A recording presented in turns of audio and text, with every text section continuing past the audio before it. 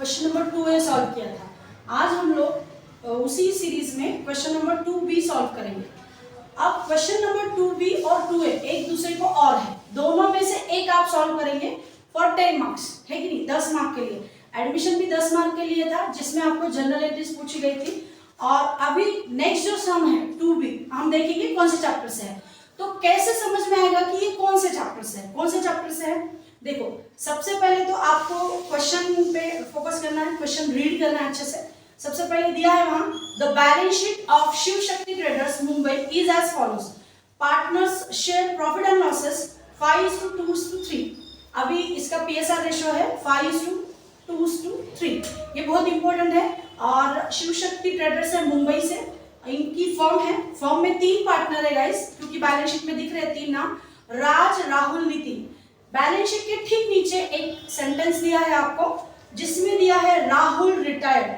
मतलब ये चैप्टर किसका है, ये क्वेश्चन किसका है, रिटायरमेंट ऑफ अ पार्टनर का है। तो ये सम है, तो ये आपको ध्यान में आया। 2024 के पेपर में admission of a partnership firm को जो ऑप्शन में और में जो चैप्टर आया है वो रिटायरमेंट ऑफ पार्टनर आया है। ठीक उसके बाद हमको देखना है कि इस क्वेश्चन में आपको बनाना क्या है। प्रिपेयर क्या प्रिपेयर करना है, profit and loss adjustment account, partners capital account, balance sheet of the new firm. ये 3 आपको फॉर्मेट बनाने हैं। तो आप देख सकते हो बोर्ड पे ऑलरेडी रेडी है। In the books of firm के जगह हम लोग नाम डाल सकते हैं। क्या नाम डाल सकते हैं, शिव शक्ति ट्रेडर्स। तो हम इसको थोड़ा चेंज करेंगे और यहां डालेंगे शिव शक्ति ट्रेडर्स मुंबई, ठीक है। उसके बाद आपने profit and loss adjustment account बनाया है हम लोगों ने।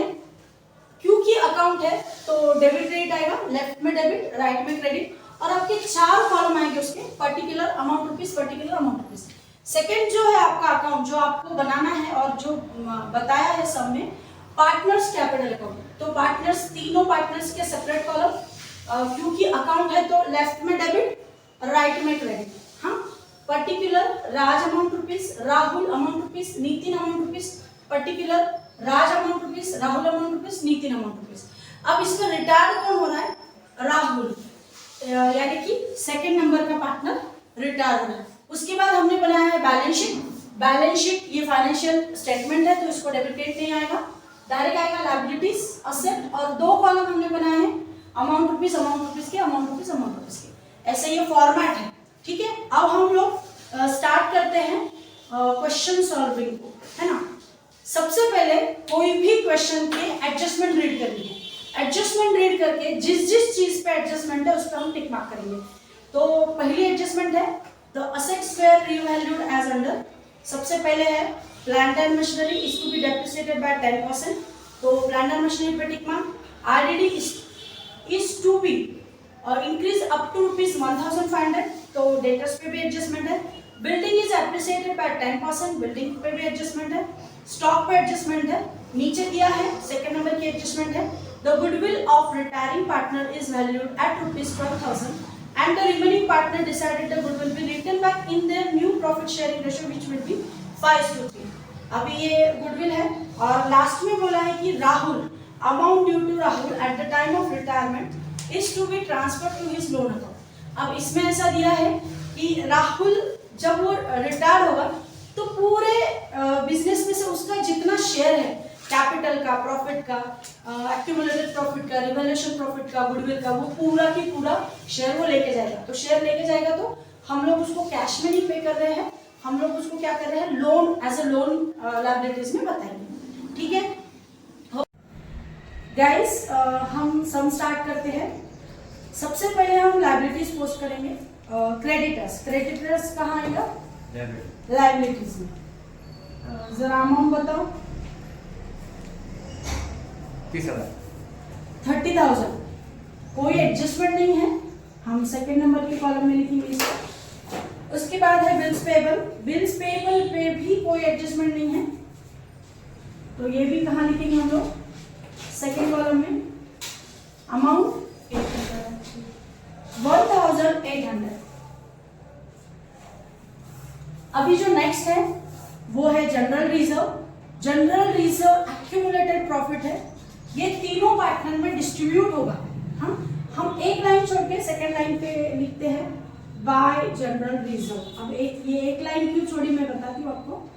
बाय जनरल रिजर्व, अभी जनरल रिजर्व कितना है आपका 21,000 गाइस, 21,000। अब इसको हमको कौन से रेशो में डिस्ट्रीब्यूट करना है, 5:2:3 है ना।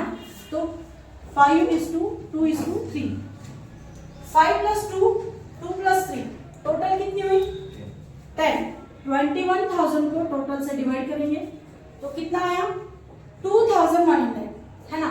अब 2,100 को एक बार 5 से इंटू करेंगे, 2,100 को एक बार 2 से इंटू करेंगे, 2,100 को एक बार 3 से इंटू करेंगे तो कितना आएगा।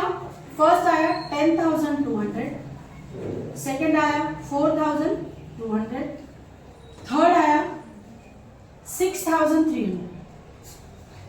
ठीक है 10,500 सॉरी, हाँ 10,500 है ना। अब ये 10,500, 4,200, 6,300 हम कहाँ पोस्ट करेंगे, पार्टनर्स कैपिटल के क्रेडिट में। 10,500, 4,200, 6,300। ठीक है, अभी देखो नेक्स्ट क्या है, राज राहुल नितिन का कैपिटल, वो कहाँ लिखेंगे, पार्टनर्स कैपिटल के क्रेडिट में बाय बैलेंस ब्रॉट डाउन, एकदम फर्स्ट नंबर के लाइन में है ना। और कितना अमाउंट लिखेंगे 54,000, 48,000 और 26,400 है ना। इसी तरीके से हमारी लायबिलिटीज पोस्ट हो गई सारी। उसके बाद असेट में सबसे पहला क्या है, बैंक अकाउंट। बैंक में कोई एडजस्टमेंट कोई नहीं है। बैंक की अमाउंट है 18,600, 18,600, डायरेक्ट सेकेंड कॉलम में लिखेंगे। उसके बाद है आपका डेटर्स पे एडजस्टमेंट है तो डेटर्स की अमाउंट हम लोग कहाँ लिखेंगे, फर्स्ट कॉलम में लिखेंगे। कितना 25,200। इसमें कैसा है, आरडीडी कम ज्यादा होती रहती है तो एडजस्टमेंट में कंपेयर करने के बाद हम लोग आरडीडी की अमाउंट लिखेंगे। अब है स्टॉक पे भी एडजस्टमेंट है क्या, स्टॉक पे भी एडजस्टमेंट है।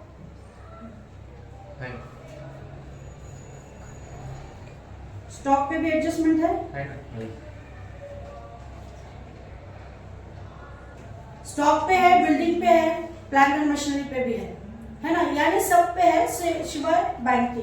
तो स्टॉक की अमाउंट कितनी है 30,600 फर्स्ट कॉलम। उसके बाद बिल्डिंग है 60,000 और कहाँ लिखना है, फर्स्ट कॉलम में। उसके बाद है आपका प्लांट एंड मशीनरी, कितना है 48,000।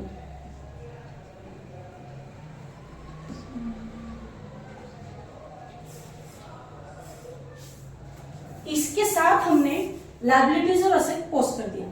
अभी नीचे लिखा है Rahul retired from the business on 1 April 2020 on the following terms, the assets were revalued as under. अब कुछ असेट्स रिवैल्यूड हुई है तो उसमें सबसे पहले है plant and machinery is to be depreciated by 10%। अभी प्लांट एंड मशीनरी कितने से डेप्रिसिएट हुई है, 10% से डेप्रिसिएट हुई है ना। क्योंकि एडजस्टमेंट है उसके कितने इफेक्ट आएंगे, 2 इफेक्ट आएंगे। तो एक पहला तो असेट कम हो गई है, depreciation at the rate of 10% per annum, 10%, 4,800 है ना। अभी लेस करके कितना आएगा 43,200 सेकेंड कॉलम। सेकेंड इफेक्ट कहाँ आया, क्योंकि लॉस है, असेट कम हुई है, लॉस हमेशा डेबिट में आएगा तो डेबिट में आया टू प्लांट एंड मशीनरी, कितना 4,800 है कि नहीं। उसके बाद RDD is to be increase up to मतलब 1500 तक बढ़ी है ना। अप टू अगर वर्ड आया तो कितने तक बढ़ी है, 1500 तक बढ़ी है। तो आरडीडी 1500 तो कितना आएगा 23,700 है ना। अभी देखो गाइस आरडीडी में कितना है 1200 है, तो कितने से बड़ी आरडीडी आपकी 300 से बड़ी, राइट। और डेटर्स कितने से कम हुआ 300 से कम हुआ। तुम्हारे सेकंड कॉलम में है 24,000, अपने सेकंड कॉलम में कितना है 23,700, मतलब कितने से डेटर्स कम हुआ 300 से। आरडीडी बढ़ना मतलब लॉस, और अगर आरडीडी बढ़ी तो ऑब्वियसली डेटर क्या होगा कम होगा। तो आप यहाँ पे आरडीडी भी वर्ड लिख सकते हो, यहाँ पे डेटर्स भी लिख सकते हो, ठीक है। तो 2 आरडीडी कितनी बड़ी है 300 है कि नहीं। उसके बाद बिल्डिंग इज एप्रिसिएटेड बाय 10%। अभी बिल्डिंग एप्रिसिएट हुई है, एप्रिसिएट मतलब बढ़ गई है। एप्रिसिएशन कितना percent at the rate of 10% है ना। तो कितना 6000, तो बाहर कितना है 66,000। अगर बिल्डिंग बड़ी है तो आपका इनकम या गेन बढ़ा है ना। इनकम या गेन कौन क्रेडिट साइड रिप्रेजेंट करता है, इसीलिए उसका सेकंड इफेक्ट कहाँ आएगा क्रेडिट में। बाय बिल्डिंग कितना 6,000, ठीक। उसके बाद प्लांट एंड मशीनरी हो गया, प्लांट एंड मशीनरी बिल्डिंग नहीं सॉरी अभी कौन सा बचा है स्टॉक। स्टॉक कितना है स्टॉक एट ₹42,000। तो अभी अगर ऐसी वैल्यू आए तो हम डायरेक्ट बाहर लिखते हैं उसको 42,000। फिर कंपेयर करेंगे कितने से बड़ी 11,400 से बड़ी है ना। एड एप्रिसिएशन 11,400 है ना। अब अगर क्योंकि असेट बड़ी है तो कहां कहां बताएंगे प्रॉफिट एंड लॉस एडजस्टमेंट के क्रेडिट में बाय स्टॉक कितना 11,400। नेक्स्ट एडजस्टमेंट है guys the goodwill of retiring partner is value 12,000। अब ये जो गुडविल दी है ये फर्म की नहीं है, ये डायरेक्ट किसकी दी है रिटायरिंग पार्टनर की दी है। तो ये 12,000 वैल्यू उसको देंगे और remaining partner decided goodwill return back in their new profit sharing ratio which will be 5:3। यही 12,000 कंटिन्यूइंग पार्टनर रिटर्न ऑफ करके लेंगे डेबिट में, ठीक है। तो बाय गुडविल रिटायरिंग पार्टनर कौन सा है राहुल, तो राहुल के उसमें लिखेंगे हम लोग 12,000, राहुल सेकंड नंबर का 12,000। यही 12,000 5:3 रेशियो में हम लोग डेबिट में डिस्ट्रीब्यूट करके लेंगे टू गुडविल। किसको जो कंटिन्यूइंग पार्टनर है रिमेनिंग पार्टनर है वो। तो 12,000 को अगर 5:3 रेशियो में हमको डिस्ट्रीब्यूट करना है तो 5 और 3 कितने हुए 8 8 हुए ना। 5 + 3 8। 12,000 को 8 से डिवाइड करो तो कितना आया 1,500। 1,500 into 5 और 1,500 into 3। 1,500 into 5 कितना आया 7,500 और 1,500 into 3 कितना आया 4,500। ये हम लोग डिस्ट्रीब्यूट करके लेंगे 7,500 और 4,500, ठीक है। एंड में क्या दिया है कि amount due to Rahul at the time of retirement is to be transfer to his loan account. अब हम लोग सब अकाउंट टैली करेंगे, सबसे पहले तो P&L एडजस्टमेंट का, और जो प्रॉफिट लॉस आया वो डिस्ट्रीब्यूट करेंगे तीनों पार्टनर को। देन हम लोग रिटायरिंग पार्टनर का कॉलम टोटल करेंगे उसकी, और उसके बाद रिमेनिंग पार्टनर की करेंगे। तो सबसे पहले इसकी टोटल करते हैं, कितनी क्रेडिट की कितनी आई 17,400 और डेबिट की कितनी आई 5,100। तो बड़ी कौन सी है, बड़े अमाउंट से टैली करेंगे तो 17,400 से टैली,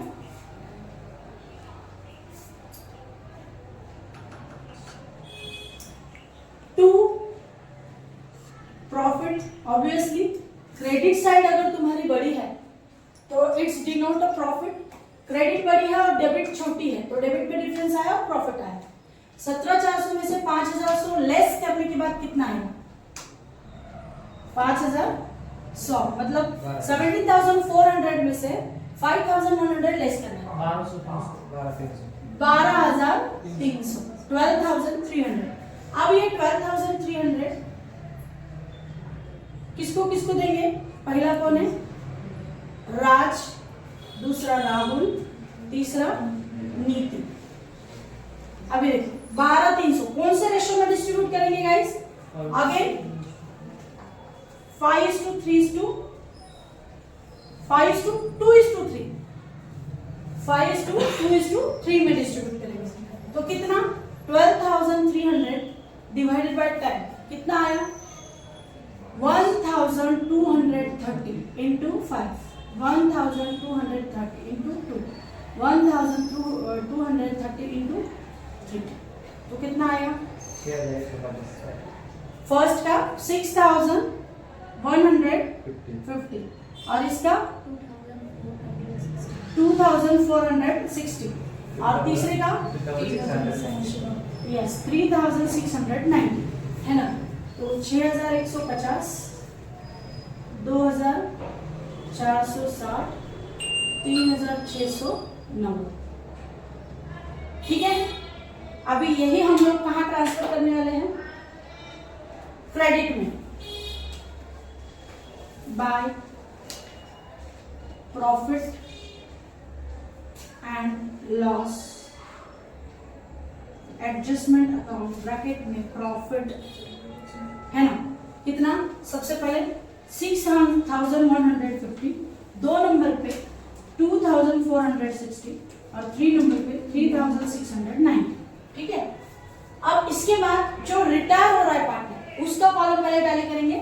तो रिटायर पार्टनर की क्रेडिट की टोटल कितनी है? 48,000 4,052 52 62 64 64 66 66,660 है ना।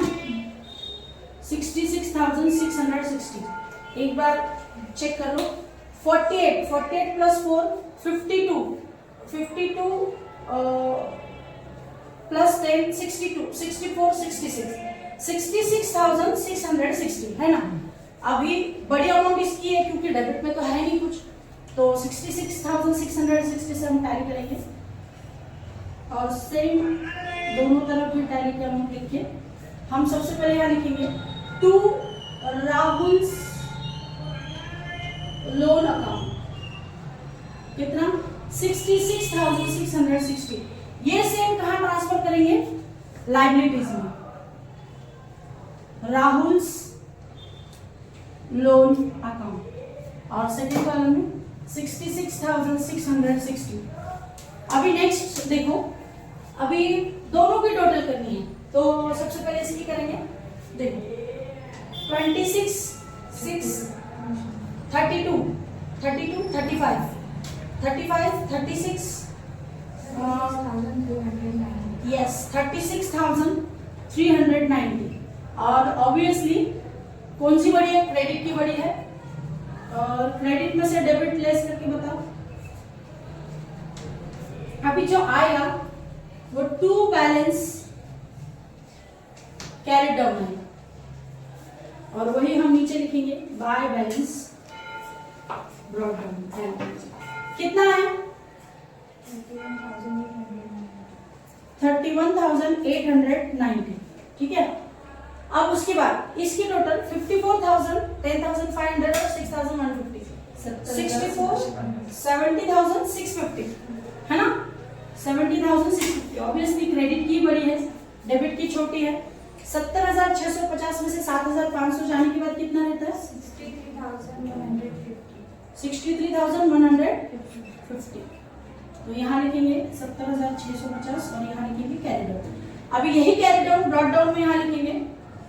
राज का है 63,150 और नीति का है 31,890 ठीक है।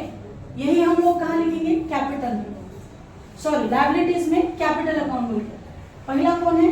राज, और दूसरा कौन है? अब नीति। अब राज का कितना आया? 63,150 और नितिन का कितना आया? 31,890। अब इसकी टोटल बाहर,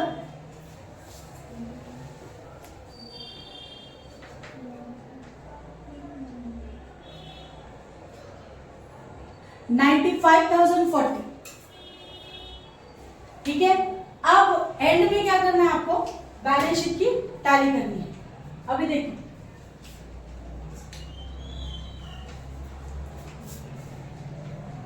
गाइस इतना पूरा सम करने के बाद अगर आपकी लायबिलिटीज और असेट की टोटल सेम आती है तो आपका सम सही है, अदरवाइज आपने कुछ तो कहीं तो गड़बड़ की है, एक दो अमाउंट की हेराफेरी की है, तो फिर चेकआउट करना। हमारा तो टैली ही होगा। प्रिंट के लिए एक प्रिंट निकालना है। वीडियो चालू है सर।